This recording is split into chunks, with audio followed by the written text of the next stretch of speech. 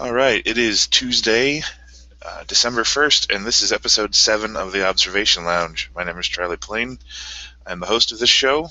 This is a mostly monthly hangout for members of the Star Trek CCG community to discuss topics and issues that are important to them.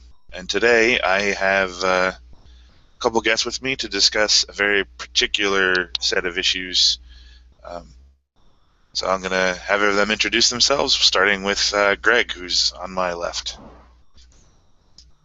Hi, Greg. Martin on the boards from Australia. And Justin? I'm Justin. With Kyle on the boards in the Seattle area. All right, well, the topic we're here to talk about today is player behavior. In particular, two facets of player behavior, slow play and cheating. The point of this show is not to call people out or to name names. That's not what we're trying to do. We're trying to discuss, how these issues affect our community, how these issues affect our players, how these issues affect high-level play. So anybody who wants to join the discussion, the link is in the chat room at trekcc.org. You can hop in and join the discussion at any time. We're going to talk for 45 minutes or an hour or so.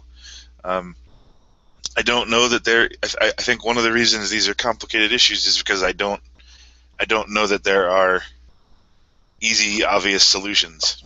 So I'm not looking to solve problems with this hangout, but more just to sort of bring the topic up. So, Greg, you're sort of a big advocate for slow play being a problem. You made a nice post after the World Championship in September. Tell me, and one of the questions that's been asked since is, what can the continuing committee do about slow play? So, if we accept that slow play is an issue, which is a discussion in and of itself, but let's accept that slow play is an issue. What would you like to see the organization and the community do about it? Well, the community, for one, I think, I've said in the thread you spoke about, a lot of people are talking about ways for organised play or the committee to do it to affect it, like introducing stuff like chess clocks or increasing the time limit or even getting rid of the time limit, all that kind of stuff. A lot of it doesn't actually address the issue. It's like trying to brute force it. I definitely think it's a mentality issue, right? Like, for a small community, I think use peer pressure would be the best way to do it, right? Like, everyone expected to finish in the time limit for both games, right? And then, everyone comes in expecting it, and expecting their opponent to play fast and finish. You'd get a lot more games where people finish it. But people come in expecting, I think a lot of people come in expecting not to make mistakes, or trying not to make mistakes, not actually worrying about the time limit. They're like, I want to win. That's it. Not, I want to win in the time limit, I just want to win. Right? So, I don't know. I think a mentality change is the best way about it. That's the community thing.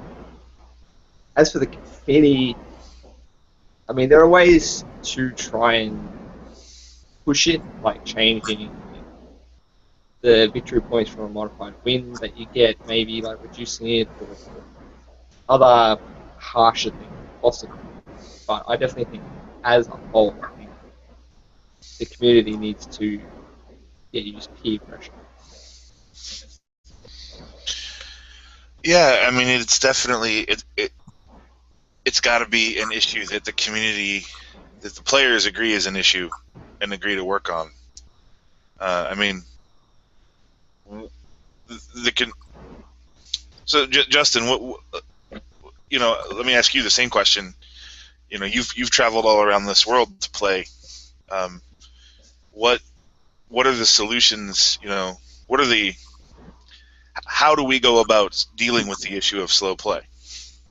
Well, like Greg said, I mean, in his post now, the chess clock thing, it does bring up an interesting thought whether to implement a chess clock in terms of not necessarily saying you only have X number of time to complete your turn, but just a way of clocking the amount of player time. And so, like, say when time is called, if player A has played more than player B by more than, say, 5 minutes or 10 minutes or whatever number is set, then after time is called, player A would get another 1 or 2 minutes of whatever OP would decide that would even out the play time. Would that actually, like, if you rolled out a solution like that, does that actually solve the problem? Like, I guess let's back up then, and let's say, is fundamentally the problem of slow play really the problem of games aren't finishing on time? True. Actually, Charles prefaced, I mean, slow play. Some players might play slower, and I think, and the fact that we are an endangered species in most of the Trek CCG card games, that we don't want to turn away people if their brain processes a little slower than others, or if we have an autistic player that loves this game and just has to think a little harder. We don't want to penalize that. So I think that's the part where we have to accept that slow play, I think, is there, and that those people might love the game just as much as we do, and then we work out a solution from there. Well, okay, Greg, how would you define slow play then? Like, we talk about it as if we all have this common understanding. Let's, like, in your mind, what is the actual issue involved here? The issue is just taking more than a reasonable amount of time to make a decision, right? So, I mean, obviously there are different decisions to make. Some are harder than others, right? So you can't just say you should take 2 minutes to set up an OA, like for every mission. Some missions take far less than that, right? Like, say, Denora, you only need 20 integrity or something to do with it. You should be able to figure out a crew to finish that mission faster than a harder mission that's like 8 different skills, right? But taking more than a reasonable amount of time. So say you're going to attempt a mission and you've got like 10 people, okay, but you don't want to attempt with all 10, so you're trying to figure out what 6 or 7%. How long should that take? It's hard to say, but I think it should never take more than like 3 minutes. Like, I don't care how hard the mission is or how slow you are. Like, if you're taking longer than that, then you don't really, in my opinion, people won't agree with this, but you don't really deserve to not make that mistake. Like, if you're taking that long to make a decision that isn't that hard, then if you make a mistake, that's just, like, it doesn't seem fair that you in that 2/3 of the time in a game, just because you don't want to make a mistake and you're going slow. Where the other player, and this is a big thing, like, slow play isn't just an issue, for tournaments as a whole, which it is, like, say, game going long, causes issues with venues and whatnot. But so it's an issue in game as well. Right? I know personal experience, when the clock is running out, okay, you're a little bit behind, you need, say, 3 more turns, any chance of getting a full win, and your opponent's playing slow, that changes, you have to make different decisions. Like, the clock is an issue, right? So you go, well, I can't play this guy because that doesn't actually get me close to finish the mission. That slows him down so he doesn't get a full win. Say it's an event that lets you draw more. But I can't afford to do that now. I need the points. He doesn't. He's ahead. Right? I need to stop him somehow, but also I need to get missions done. I don't have time to vote. So it's an issue in game. So yeah, sorry. I would define it taking more than a reasonable amount. So, but the goal here is to finish more games in the time limit, right? Yes. Like that's what the ultimate objective is, and slow play is a reason that this is not happening. As you said, you could make the argument that you could extend the time limit to get more games to Like finish in time, but that necessarily isn't solving the right problem, right? So. Right, because that's the solution that One tried a few years ago. They were 75 minutes, but there was another thread that I didn't start. Like I think BCS Wowbag, I saw my thread and he started one. It didn't get as much traction, but there were at least a few people that agree slow plays are called in 1E as well. And they've got a longer time limit. They didn't used to. They extended that, and it's still an issue. So it doesn't like solve the issue outright. Just kind of stopgap. Yeah. So I want to, Justin. Sorry, go ahead. Yeah, so I just saw what Andrew posted. It's valid. Like, who? Because it's such a subjective term. How do you determine if somebody is slow? Well, so this is an interesting thing, and this is a big topic to talk about. So you had said a reasonable amount of time, and I think that part of the definition of a reasonable amount of time has to be dependent on each player. I don't think that you can objectively say this is a reasonable amount of time to make your decisions, because somebody that is experienced and on the ball and well rested and not distracted is going to make those decisions more quickly than somebody that's tired, distracted, hasn't played in a long time, or doesn't think as quickly.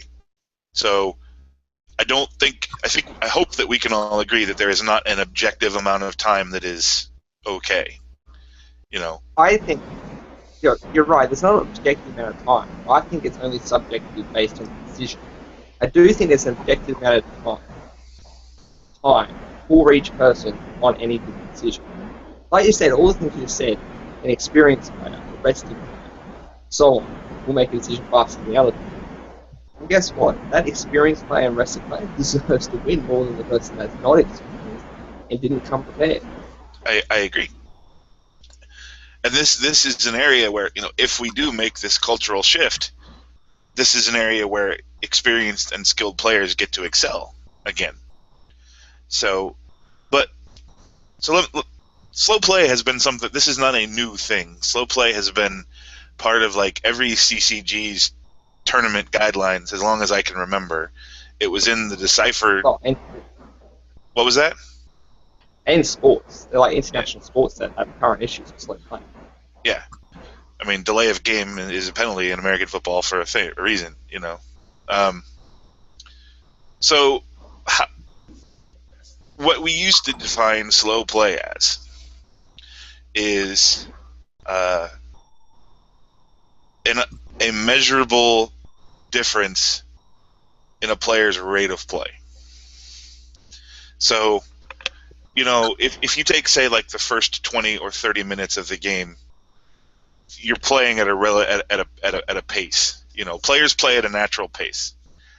Slow play becomes the issue then, where, like you mentioned, where the last 10 minutes of the game, a player deliberately slows down their rate of decision making.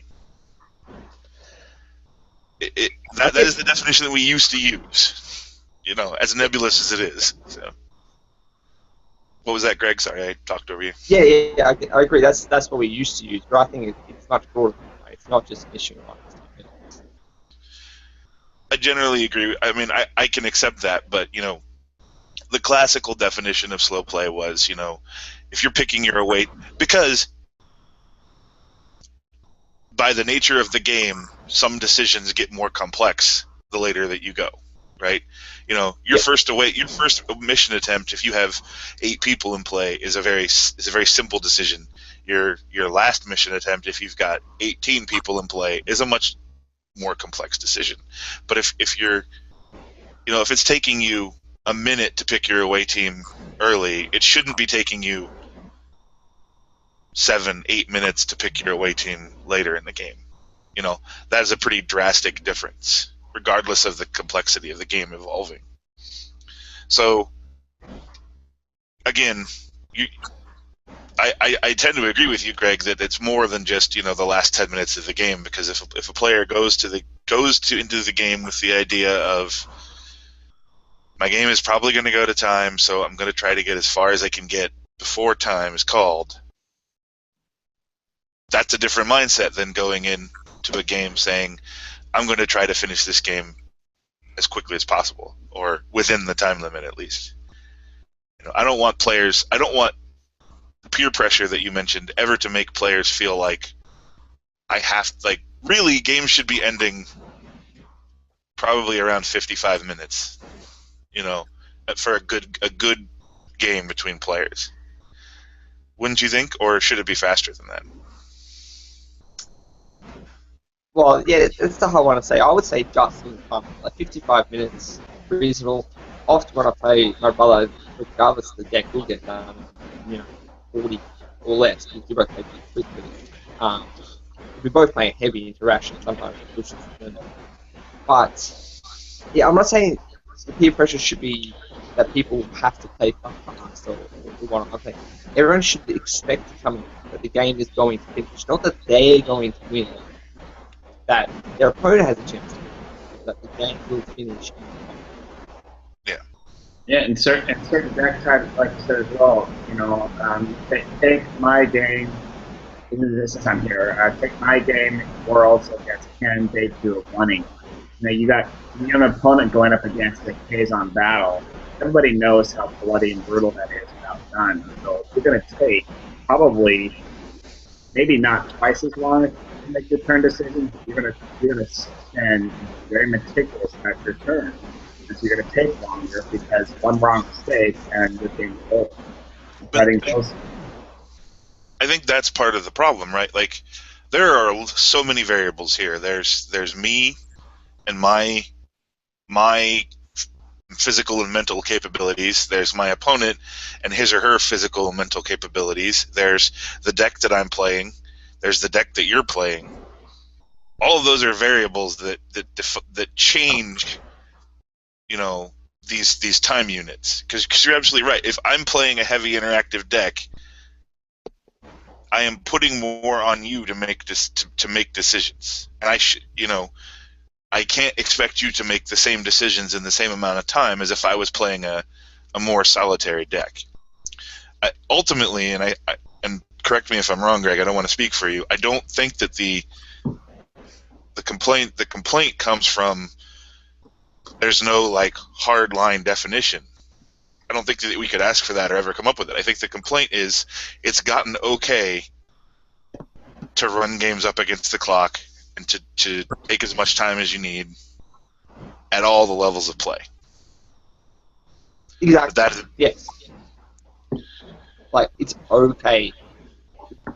I think my biggest issue is that most people, not everyone, but most people think not making a mistake is more important, significantly more important than not hitting the time. So that's what people focus on. They take as long as they need to not make any mistakes, and they hit time limit, obviously. Yeah. Now, I think there is a difference. I also want to be clear. I think there is a difference between taking time to make decisions and using the clock to your advantage. These are two different situations. That, the issue that you're talking about of I want to play slowly and make sure I don't make a mistake. That is a culture thing that can be addressed. Whether we do or not is a different issue, but that can be addressed. The other issue, and this is where it, the judges have to be involved and the tournament code of conduct has to be a factor, is I'm deliberately playing slowly to give myself better position or deny you better position. Are those different in your mind, or is it all one lump? No, they're definitely different, but one enables the other. Because of the first one, because people are okay with hitting time limits. The second one is a lot easier. People can then use that to their advantage because it's okay. If everyone was finishing on time, say 1 in 1,000 games, a modified win. Obviously, it's probably too many. 1 in 1,000 going to a modified win. That one, if you be able to pick out your opponent deliberately stalling, would be a lot easier. like as it is now, someone could take a really long time to make a decision, and then I could say that's just too long. The tournament director comes over, even if I followed, and says that's a hard decision, and that's okay. Whereas really, maybe it's not for him. Maybe he's an experienced player and he's just it's because one's okay, the other one's the specifically like cheating one. It's so much harder to detect. So what, kind of looping it back around, if this is a culture change that we have to make, well, before we go down that road, you had suggested a couple things. We had suggested a chess clock. There has been a suggestion of, I've heard, banning cell phones and timepieces at tournaments where, like, they have to be put away. You can't be having them out. I've heard an interesting suggestion that I heard recently was randomizing the round length within a small window. So the idea there would be, at the start of the round, the tournament director would secretly determine a value between 55 and 65 minutes, and that's the length of the round, and that's not known. And then you get a single time warning at, approximately 30 minutes elapsed. And then, that addresses the, I'm trying to play the clock to keep you from getting another turn angle. But it doesn't address the larger issue of slow play. So there are things that could be done, and maybe should be done. Maybe we should run one of our high-level events with a chess clock just to see how it plays. There's been a lot of theory crafting behind it, but there's very little practical data. But other than those actual things, like how does this get dealt with? How do we move forward with it going into 2016? I think it's just, if each player has roughly the same amount of play time in each game, so that's why I say that the clock is good to record player time, not number of turns. If player 1 plays for 45 minutes of the hour of 2 weeks, player 2 only plays 15 minutes, they should get extra 15 minutes to play after hands down at the hour. And then you have fair, right?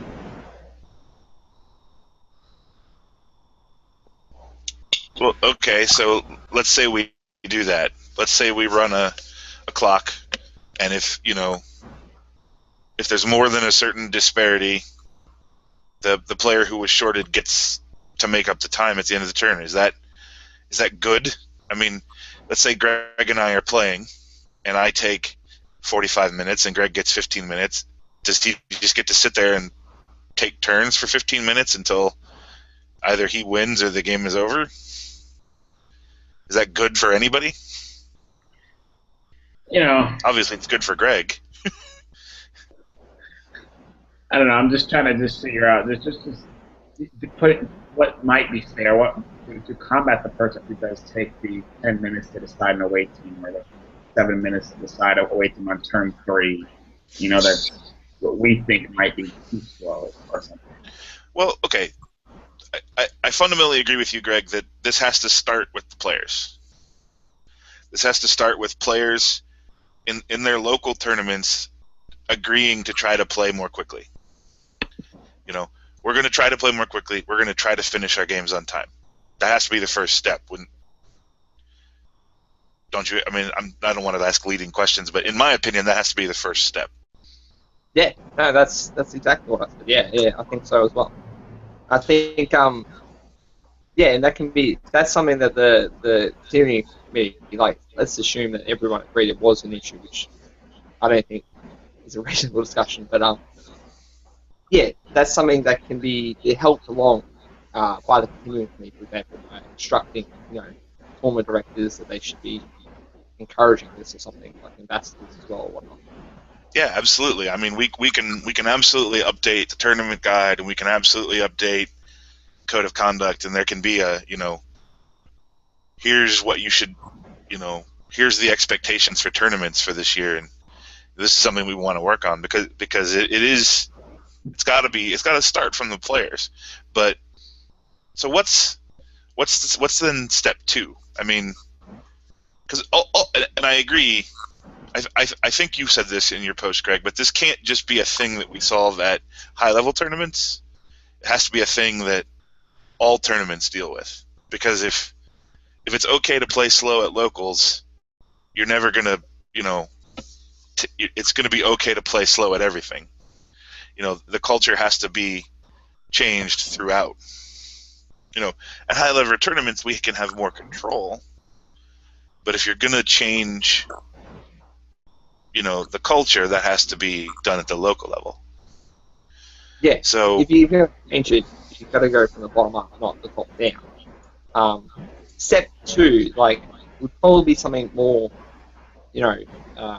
direct, like Justin's, what Justin just said before, where if one player has significantly more time, the other player gets to keep playing, right? That, to me, is a really harsh way to deal with it, because, as you said, if I get, in your example, 15 minutes to just play turns, another question would be, do you even get to play dilemmas? Because that's your time as well. So I just get to go on 10 missions without any dilemmas being thrown at me, kind of thing, for 15 minutes.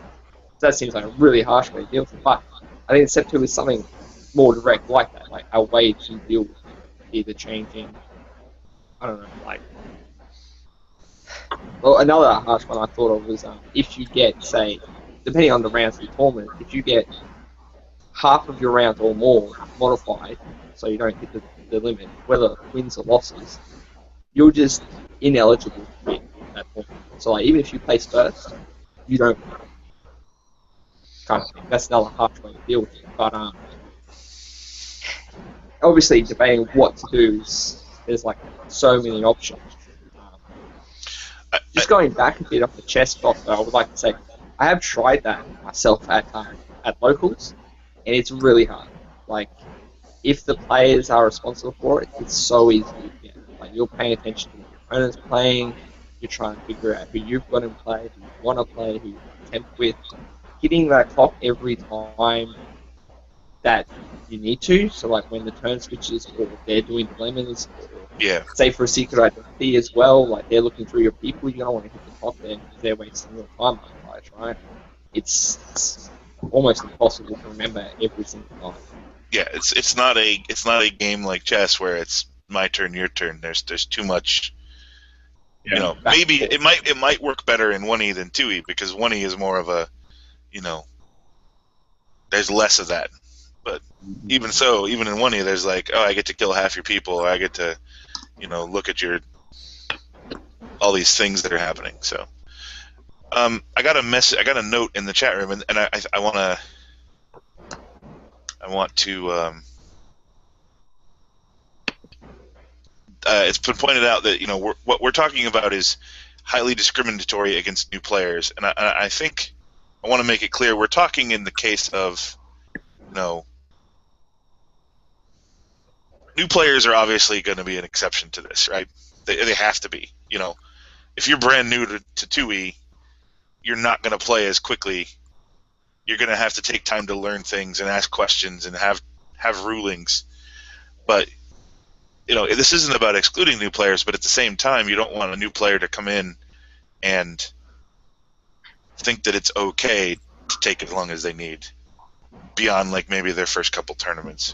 It's tough because you don't want to say you're new, you have to go quick, because that's a good way to get a new player to never come back. Right.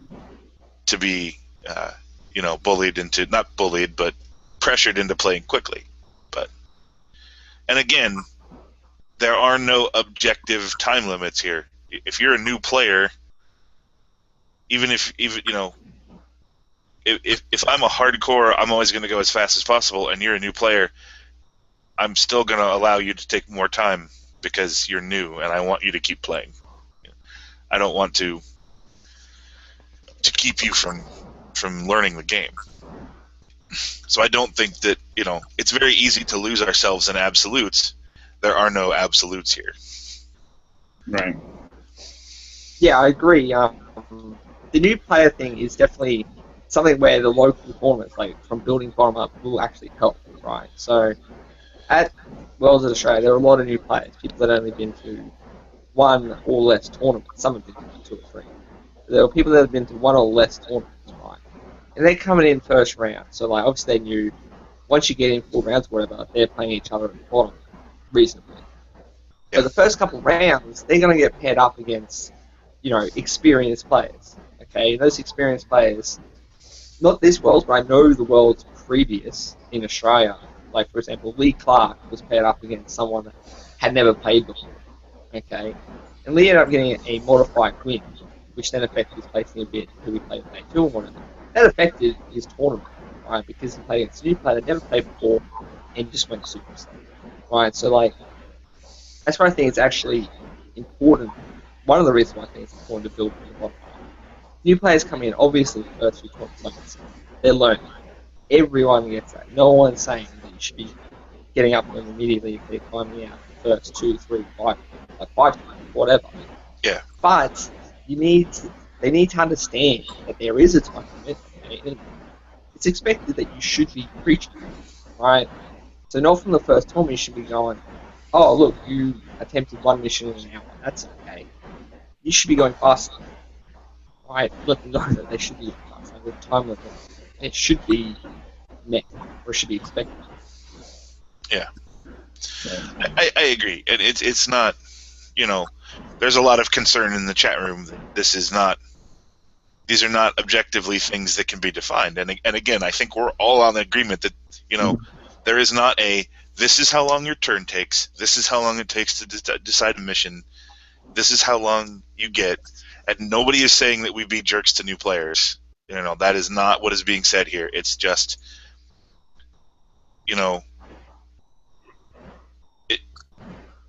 this is a tough conversation because a lot of people are gonna, we're talking about change, and we're talking about not even like definitive change. It's not like we can argue about the language of a rule that we're changing. We're talking about changing a culture, and that is always going to meet resistance. It is always going to meet a lot of questions. Human beings hate change. We hate to change stuff, and we're talking about fundamentally shifting the idea that it's okay if my round, like, whenever I'm planning a tournament or an event at Gen Con, you have to plan for an extra 15 to 20 minutes per round. Right. You just have to plan for it because more games than not are going to go to time. It'd be nice if that wasn't the default, I think is just what we're all saying, right? It would be nice if the majority, if out of 20 matches at each round in Worlds, if 2 went to time or 1. I don't know what the number is. It shouldn't be more. It shouldn't be like a third. It certainly shouldn't be half. There are a lot of factors behind this. I don't think that we can point to anyone. Changing the value of modified wins is a factor. Switching to bracket play several years ago for high-level events was a factor. All of these things contributed to like this atmosphere where the time limit is just kind of a thing you run into and not a thing you're trying to avoid. And I think all the fundamental talk here is just to say we need to make that time limit a thing that we're not trying to hit. And again, new players are going to hit that. And if I'm the alpha dog of my group and I get paired against a new guy, I might take a modified win, and that kind of sucks. If I'm trying to win the tournament or at a regional or at a continentals, but I would rather have that new player there playing than not. But we just have to, it's not about like conform or else or be a jerk to the new guy because he's new. It's just, hey, there's an hour time limit for 1E for 2E. There's a 75-minute time limit for 1E. You want to try to finish a game. Yeah, this can actually help with the play experience of new players as well, because I know when you get to a big tournament like Continentals of Worlds, right, and then there's a new player, maybe it's not his first tournament, like it's his first big tournament, so it's the first time he's come to one of the big ones. And you get paired up against them, you don't want a modified win in the tournament, right? Like, you're trying to win it. Well, some people, I'm not sure if everyone does, but you want to win. Okay, so in that first round, it can seem like you might be a dick because you're doing your moves quickly, and maybe it seems like you're rushing them just because you don't want to get involved in that win. But if they come in expecting to hit the time limit, if they know, okay, the time limit's there, and they've already been trained that they should be trying to beat it, it's better for everyone. But again, there is this whole skill give and take, right? Where, and especially at the local tournament, usually at a local tournament, it's the same people repeatedly, And if I'm going into a local tournament, if I'm playing a deck that slows down my opponent, if I'm playing Infiltration or Maquis, I have to be prepared to adjust my rate of play. I don't think it's fair for me to bring that and then say, I still get to play as slowly as I always play because I'm making you play. So, like, if I want the game to finish, it's got both players have to be part of that. So if I'm playing a slower deck, it's on me to play for me to play faster to compensate for you playing slower. And at the same time, if Lee Clark is playing against a new player, it's kind of on him to play faster because he knows that new player is going to play slower. Not to his detriment, he shouldn't be rushing, but you have to know when you sit down, this guy plays slower than me, I need to deal with that. Not to the point where it's a problem, but that is now part. If we're going to make this culture shift, that becomes part of the skill game. Managing your rate of play becomes a skill that you get to develop. Yeah, it definitely is. I had a game at Worlds against Richard Plunkett. He had a bunch of modified wins. Before we even started, I sat down, he said to me straight up, he's like, I'm a slow player. My brain's not really working round 7 that we were playing. I'm going to go slow. So I said, that's fine. I played extremely quickly. Like, in that game, I think we finished like 58 minutes, and I only attempted 3 missions. I had like 5 turns. Yeah. Right, so I knew he played slowly, and I played my deck like that. Like, I went for my relative deck. I went for my big players like Kirk and Chakotay really quickly. Knowing he was a new player, I could probably stop him with dilemmas longer than normal. So I played my deck worse, but faster, just so I could get done. Right? But if that was like his 5th tournament or 4th tournament, I don't think that's okay. Like I said, I think I got 5 turns, and we almost hit 5. Okay, if he stopped me 0 times in my attempts, if he had actually stopped me, I would have got a modified win. And that's just been stopping me once. I only had 4 attempts in the game, 5 turns. That was ridiculous. So that's what I'm saying. From the first tournament, I mean, I already said like people should know there's a time limit. They should be trying. Yeah, and keep in mind that everybody here is just expressing their opinion. Greg, you're very strongly opinionated about this, and that's great, and I'm glad that you are. Other people in the chat room are reacting because you have a very strong opinion, and that's fine. There is no right answer here. This is a cultural thing that we all have to sort of say.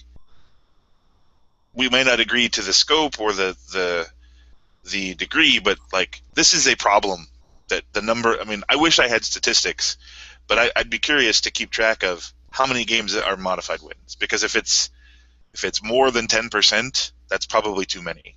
Like I don't know what the right number is, but if a quarter of our tournament games, locals up, are modified wins, it seems high. That should not be the most common outcome. Now, how we get to that point, I don't know. It starts by having this conversation. This is the first. These numbers might seem high, but I'm thinking 95% or more should be finished in time. Like modified wins should really be the outcome. Like I said before, if there's a match at Worlds, there's 40 people playing, 20 rounds. Okay, I think there should be rounds out of like 6 or 7 that you play where no one gets a modified win. Like you should get a round where no one fights. That should be a possibility. At the moment, that's just like no one expects that. No one expects to get no modified rank in a big format like that. Yep. And again, this is not us sitting here saying these people are problems. This is not that. I mean, that's a whole different discussion.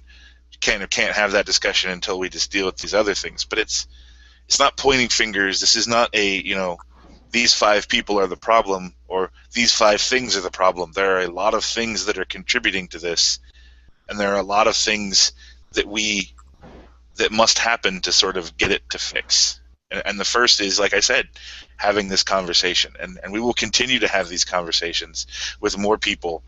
It is on OP's radar. They've been talking about it since after Worlds. There's no and this is the other thing that's important, is there's not an easy fix. I don't. There's nobody can say this is how you fix it. There are lots of things that have to happen, and the first one is discussing it and going to your local tournament and just being like, hey guys, we should try to finish more games. Go ahead, Justin. No, go ahead. No, and even because also with to solve the issue, more data is always included. We need more data, so maybe some local tournaments we put out there. Try running a version of the desktop just to collect data on how the time is split between 2 players' turns. For 2E, you would have to start the clock up on the decision in their turn. Just to get some data to talk about the actual process. It's something that we're just going to have to keep talking about, because there is no easy answer, and there are a lot of factors here. It's just something we're going to have to keep discussing. Like anybody who's hoping for an easy solution, and I hope you'd agree with me on this, Greg, that there's just not a wave your hand and it's fixed. It's going to take work at a lot of different levels to get this to change. I agree. I think the first step, as I said, is taking a discussion. But the next step is the majority of people have to accept that it's a problem. If the majority don't accept it, and they're just going to ignore it, not ignore it, like they don't think it's an issue, so they're ignoring it, and then just move on. They're like, well, no, I don't think it's an issue. We're done. Like, the majority doing that, never. Like, it has to be the majority, if not everyone, has to accept that it's an issue and work together. So, if the majority doesn't accept it, we're done. There's nothing going to happen. Yeah, and if I think that it is an issue. I'm not 100% sure where to place it on the spectrum of severity, but I definitely think it is an issue. I definitely think it is something to work on. There may be people out there that have the opposite opinion, that don't have a problem with it, and if it's hard to say that this is something we put a lot of that we, being everybody, puts a lot of time into if 9 out of 10 people don't think it's a problem. But I don't think we're at that point. I mean, I think a lot of people, if they don't outright believe it's a problem, kind of instinctually believe it's a problem. Have you ever had that situation where you kind of know something's wrong, but you don't really know what?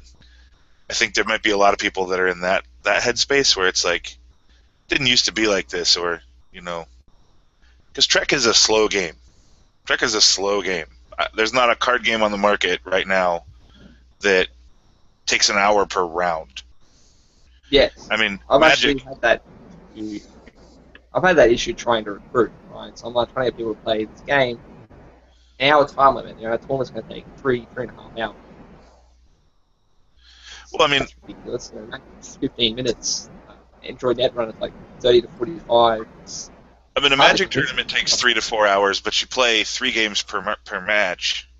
Play up to 3 games per round. I mean, a 4-round Magic tournament takes 3 to 4 hours, but you play at least 8 games. Yeah, and that's if you had a 4-person Magic tournament, it would be a lot shorter than that. That's a 20-person Magic tournament. So yeah, So, I mean, Trek as a card game is up there on board game levels for time. You know, you have to commit to an afternoon to play Trek, and that's a tough sell in the modern era of CCGs. That is a long time to play a game of Trek, and we need to deal, like, short of reinventing the game or switching to like Slipstream as your default format. That's an option. If you have a group of players that want to play quickly, play Slipstream for 2e. It's a faster format. That's a whole other issue. You know, that's a whole different conversation that we could have.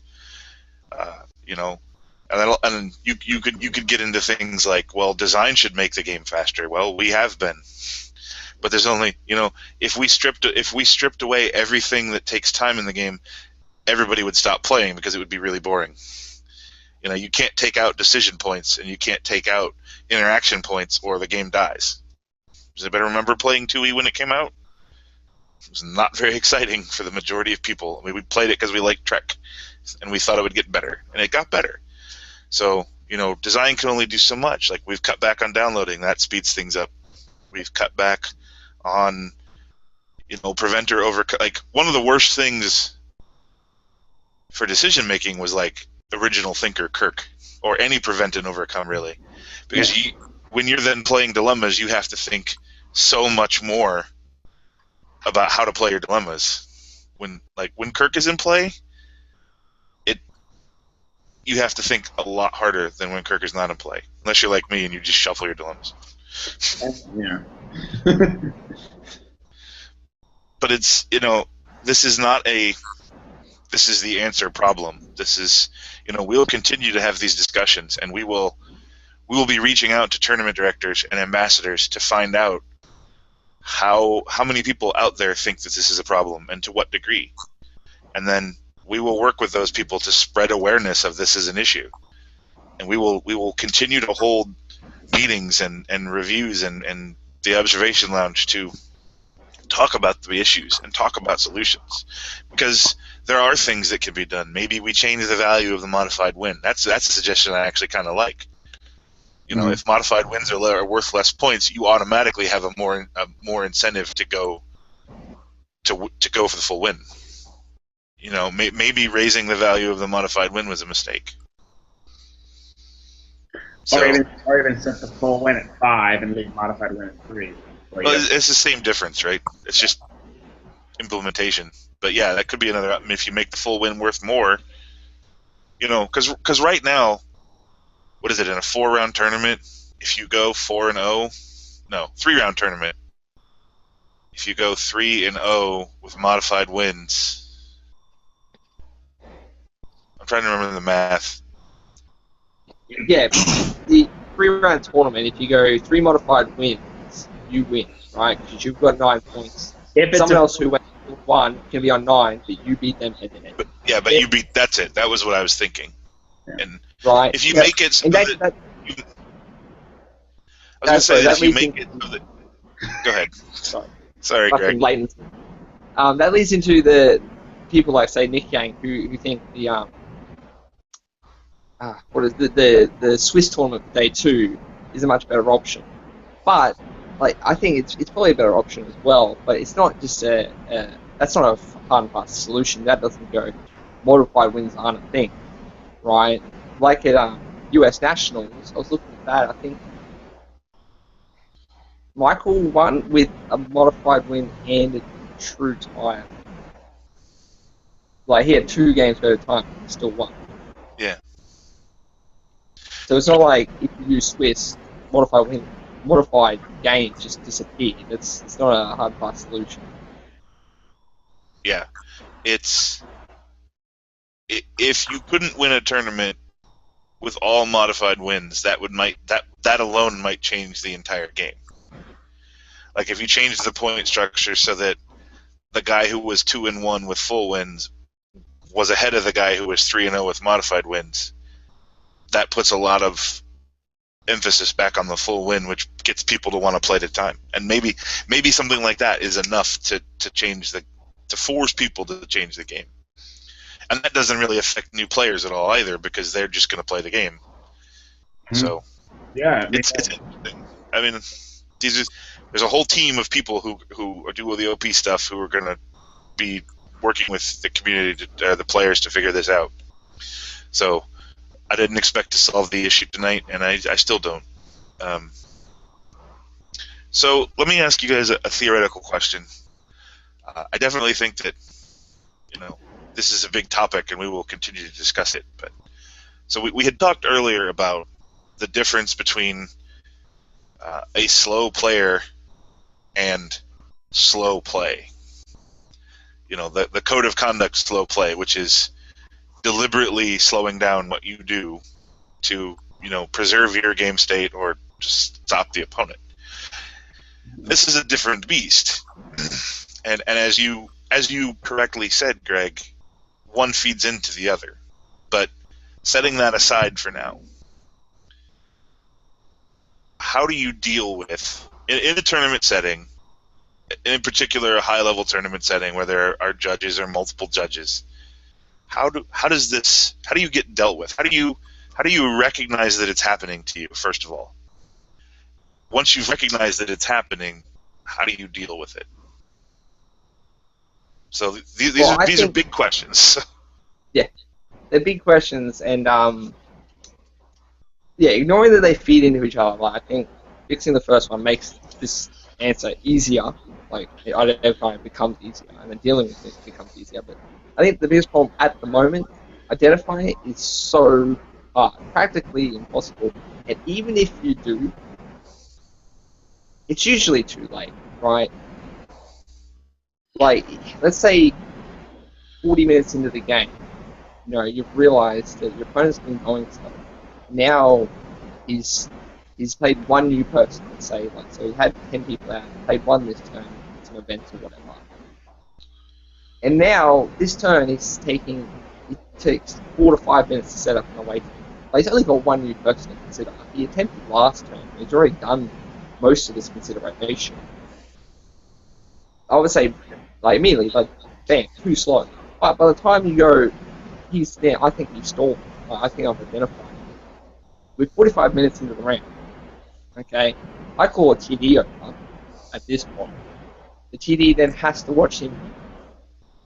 Well, I don't even know how that works, to be honest. I've only been in tournaments. Like, what does the TD do? I have no idea. Okay, he's already taken tournaments to decide his away team. Does the TD watch him finish it, like, for 30 seconds or something? Go, no, he's fine and walks away. Or does he watch the next turn to see how slow he goes? And if he does that, by that time we're probably over 50 minutes. Maybe like 3 turns away from winning. We're already like 52 minutes of the game. It's done. It's over. Yeah. Well, yeah, I think that's you said it right there as well. If you suspect slow play in the terms of deliberately stalling to slow your opponent down, call the TD over and request that the TD watch the rest of the game. You have a secondary. You typically have secondary TD, and the primary is watching both players, so you're not picking on the ones. I'm over to watch both players, not just the one, and then make a decision, like some TDs have done that have dealt with this in the past. But because they were able to watch and get the facts, see how they did their play, and then pull the person aside afterwards, a one-on-one, private conversation, between the player and the TD. And I think that's really where we're at this point right now. But okay, so there's some issues with that, right? I mean, at a high level tournament, at Worlds or Continentals, you probably have one tournament director who's not playing in the tournament, maybe 2. If you're really lucky, there's 3. And then you like, one of the things I do at Gen Con is I kind of deputize people. I have like 3 people who are actually playing to like answer quick rules questions if I'm elsewhere, but they can't watch another person's game to see who's playing slow, because that's a whole different issue. If I get called over on your guys' game, but then there's another slow play situation down the table, I can't watch both games to see who's going on. So, like, does the first person who calls me over get me to watch me? I mean, the stalling is in the code of conduct, but it's so hard. It's so hard to enforce, right? Like, because really the only thing the tournament director can do is watch, establish a baseline, and then make sure that the players are playing to that baseline that they've established. Now, if we put all the games on film, that, you know, if we had infinite money, we could put all the games on camera, and the TD could, like, time a turn from earlier in the game and say, okay, you've got a little hourglass, you've got 2 minutes a turn, go. You know, and players have to sit there and flip it. But, like, this is a question that's coming from the chat room. It's like, how do you identify that you're being slow played? And it's hard because, as you said, even if you figure it out, it's probably too late to really make a difference. So is our judging and code of conduct insufficient to deal with this? Assuming it's an issue, I don't think it's a big issue. I don't think there are a lot of people that do this. I think there are some, and there always have been. But I think the majority of people that are playing slowly are just slow players and are not stalling. Yeah, I agree. And I think there's the third level of an issue. So even if, say, I called you over, you're watching my game, right, and he still keeps playing slow instead of speeding up because he's being watched now. So he can still keep playing slow. Are you going to hit him with the book? Are you going to give me, what, one extra turn? Or are you just going to give me the win? Like, I'm not sure. I haven't read the code of conduct exactly how it should be dealt with in a while.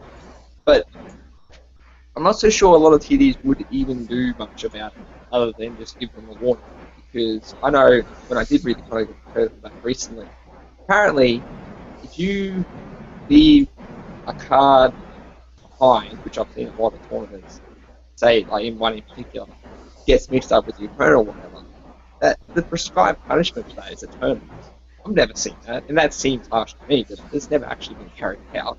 Like someone goes, oh, I'm missing a seed card, they go and grab it off their last opponent. Now they're supposed to lose a turn. Yeah. Right, but that's never actually been enforced, and I don't think it should be, but I think it might be the same thing as stalling. Like, is a TD going to come down hard? We're a small community, right? Like, we're at a tournament, there's only like 40 people there, not 300. The TD is trying to be friends with everyone. Are they going to hit them really hard? Or at all? And that actually dovetails into an interesting situation. Because if in the situation you just mentioned, where like I left a seed card behind and it's I grab it from my last game, technically that's only it's kind of the no cop no stop situation where it's like if the tournament director isn't involved in that, they don't issue any penalties at all. It's just the two players agree to resolve it. Now if the player went and grabbed their C card and then you as their opponent flagged the tournament director over, the tournament director then has to do something. That is actionable. The old Decipher policy that we continue to use to this day is a tournament director doesn't interfere in a game. Like when we used to TD for Decipher, we could literally watch a player play the game incorrectly, and we couldn't say anything during the game. Like after the game, you could tell them what they were doing wrong, but like I could watch you accidentally spend 8 counters, and I couldn't say anything, or I could watch you play a game's card's text wrong and not say anything. Maybe that, and now again, in all other CCGs, as far as I'm aware, that is not the rule.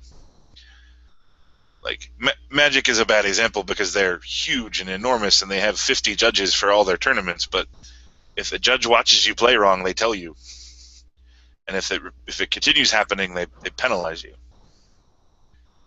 The tournament director can step in. Is that, are we at that point? Is that something that we want to see happening? And this is a big issue. I'm not expecting an answer, but if I'm just watching a game and I see that you're playing slowly, should I say something? Can I say something as the TD? I think one-on-one not to humiliate the player. So a side conversation, because public humiliation is never something. Well, I mean, it's not public humiliation. I mean, it'd be public humiliation if I stood you up in front of the whole tournament, stopped the tournament, and been like, "Hey, Justin just screwed up, haha!" Everybody laugh at him. That would be public humiliation. Like me pointing out that you did something, during the course of a game isn't necessarily public humiliation. I get what you're saying, but I think that there's a big difference there. Being told that you made a mistake versus being shamed for making a mistake are not the same thing. This is a big topic.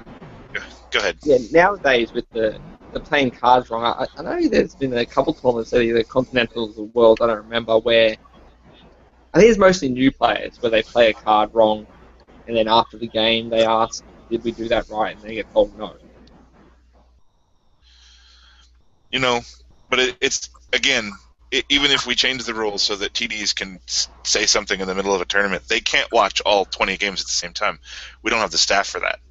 So, I mean, is it fair to game A if I catch a mistake there that I didn't catch in another game? There's a lot of, it's an onion. There are a lot of layers. As we peel them back, we find new things to talk about. This show was going to be about slow play and cheating, and we really kind of haven't touched cheating much. So I definitely think there will be a part 2 in the future, because I have some specific comments that have been sent in. But by and large, our community is really good people, and I don't think that there is a lot of cheating going on. I think most of the time that people are cheating, it's unintentional. It's like, I didn't realize I couldn't do that, or I was trying to save time and I did a thing I shouldn't have done. Like, there was a conversation on the boards about 7 of 9, Voyager 7 of 9, where she's like, look at the top 2 cards of your deck, and then she has another order, which is exchange a card in hand with the top card of your deck. And I think a lot of players just sort of look at the top 2 cards of their deck, put them in their hand, and then put the 2 cards they want on the top of their deck. Is that cheating? Technically? No. No, there's actually a rule in the rulebook about repetitive actions. If you can show that you can do a loop of repetitive actions, you can just jump to the end. And 7-9 is a perfect example. But maybe somebody who doesn't know that, someone calls a flag on the play, right? They you're not doing it right, or maybe there's a situation where it's like, I've seen players after they play their dilemmas, look at them again, and 9 times out of 10, and I'd say even 99% of the time, that's just, I didn't realize I'm not allowed to do that. That person is not cheating. They didn't realize they couldn't do that, and as soon as you tell them they can't do that, they stop it. So I like to believe our community is, and to be honest, there's no reason to cheat. I mean, other than winning. The only reason to cheat is to win. It's not like you're getting tens of thousands of dollars and plane tickets, and there's no strong compulsion to make people cheat. Again, it's a complicated topic. I don't believe that people are actively going out of their way to cheat. I just think that a lot of the questions I got were like, what do I do when I see something, and how do I get it dealt with? And again, that's a bigger topic that we'll have to talk about, and I think because we're coming up on an hour, and I'm tired. I can't speak for you guys. We could probably talk for another hour on these topics, but it's one thing. While you're on the topic of slow play and / cheating, lackey. And online play. I mean, cause I know that's why we've never had a online regional, because lackey is the TVs aren't present, and it's more informal than in person. I mean, is this a problem on lackey? Do you think that people are doing things whether it's intentional or not intentional? Are they cheating? Or is there cheating going on in lackey? I mean, I can't say. I haven't had time to play in an online tournament in a while. There's issues with the time limit. Like, I think in Lackey, the time limits are doubled. So there's questions about, is that necessary? Is that appropriate? And I'm paraphrasing here, so I may be wrong. But as I understand it, the Department of Organized Play's concern with Lackey is that the deck files are not encrypted. So you can, when you begin your game with your opponent, you can save your opponent's deck, open it up in a text editor, and see just all the cards they have in their deck. Oh, yeah. And it's much more of a big deal in 1E than 2E. It's a big deal in 2E, but... So... Yeah, I had a question about Lackey as well. So I watched the the organised play period of review. I wasn't really sure what they were talking about cheating. I know in Lackey you can always see what your opponent's played because you can scroll up the text box and now. Yeah. Did we lose Greg? I don't know. I think we lost Greg. We'll see if he comes back. So yeah, like, there is that issue that I think he was talking about where there's the game log in Lackey, and so you can, like... Yeah, you skill track. You can skill track by looking at the game log. It's not even skill tracking. It's like I can literally look at the game log and see what you've played. Like, there's no tracking to it. It's like I can have a list of everything that you have played. But that's also available to your opponent. So, I mean, it's... The online Lackey experience doesn't compare to the physical experience. Right. But the disparity is equivalent, right? Like, the game log is equally available to you as it is to me. Mm-hmm. So I don't think that's the reason that online high-level play hasn't been pushed forward. I think that you could... I think that you could work around that. That you could okay, for an online regional, everybody's at the same playing field, so like they can have an online regional. But the bigger issue is the I can look at your entire deck. Like, right. Not look at what you've played, but look at what you have on your deck. And that's a pretty big issue. Now, I was called out by Nava correctly for Andreas Limmer, Nava, who maintains the plugins, called me out after the last period review saying, well, you never asked us about it. And he's right, we never did. Because I think that we assumed it was the Lackey software and not the Lackey plugin. And I think, correct me if I'm wrong, please, that is true. That the issue is not the plugin. The issue is the way that Lackey saves its files. And that is not an issue that Trek CC can deal with. Now, it could be that if everybody out there listening comes on the forums and says, we don't care, we want to see a regional, if there's a huge groundswell for it in spite of this fact, maybe we do it anyway. Maybe. Sorry. I believe that Nava is in communication with the Lackey programmers so that maybe this is something that gets fixed. But it's not a situation where the OP department is like, no, we don't care about online play. That's clearly not the point. That's clearly not the case. Online play is supported significantly. It's that there is this major potential issue for cheating, and even though all of the people that would play in the regional wouldn't do it, the fact that it would be so easy is a concern. Right, and we've seen a resurgence in single-day online events for TUI currently now, which is actually, I think that solves a lot of the problems that have the time. It is like a normal in-person tournament. It takes about half a day, and then the TD is there in Skype, available standby, to deal with those sort of online tournaments versus an online tournament that takes a month. So I think encouraging Lackey one-day tournaments, that's something that we can take more and do an online regional for 2 weeks. It takes 6 hours. Justin, we got to get you a headset.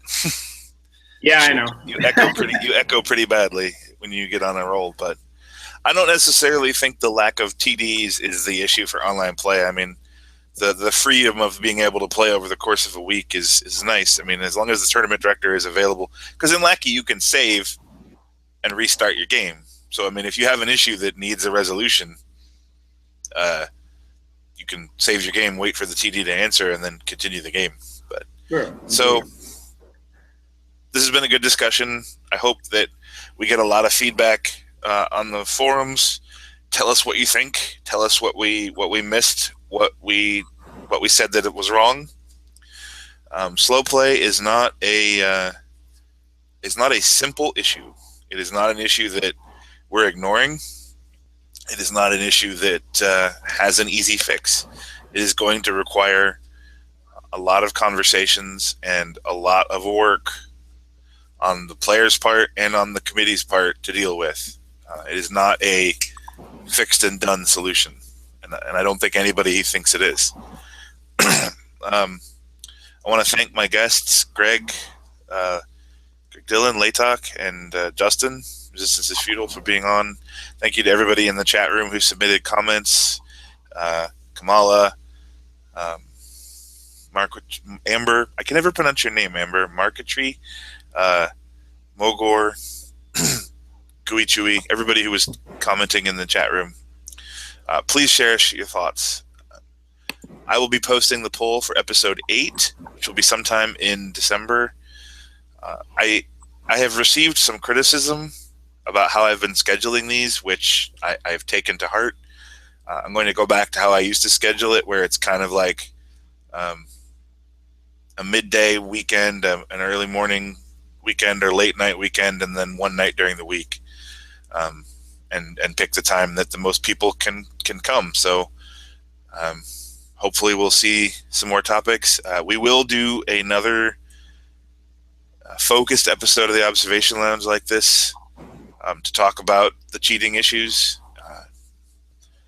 But I think this was a good discussion on slow play, and I want to thank everybody who's participated in it to date and who is continuing to participate in it as we move forward. So, Justin, thanks for coming on. And ladies and gentlemen, the Observation Lounge is now closed.